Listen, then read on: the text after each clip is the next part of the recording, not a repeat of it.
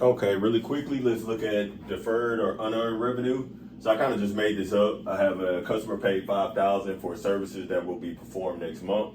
So what we would do here is, from the business perspective, you would record a journal entry for the cash that you received. So we would debit our cash.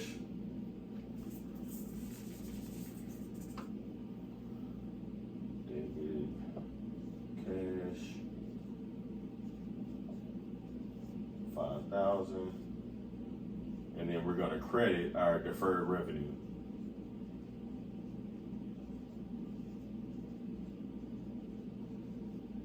For 5,000.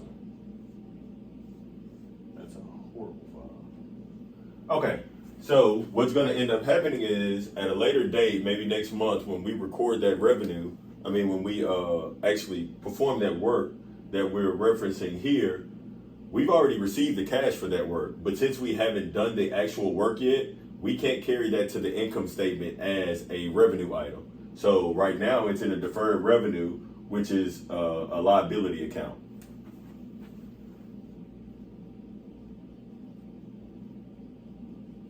And to understand why it's a liability account, just think, let's say at the end of this month, if you go out of business and you never perform those services, you owe that customer back that $5,000. So until you do the work, it's not a income, it's a liability, because if something happens and you cannot perform that work, you have to pay that back. So like, let's say next month you perform the work, and once the work is performed, this will be the journal entry to recognize the deferred revenue. You're going to debit your deferred revenue because at that point it's no longer deferred. So we're going to take it out of that deferred account for 5,000, and then we're going to credit revenue.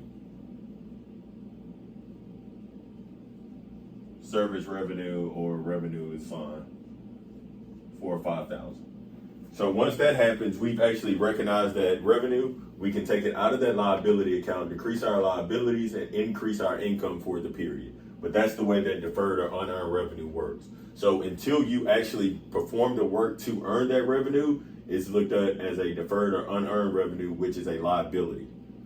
Once you perform the revenue, you get to recognize it on your income statement.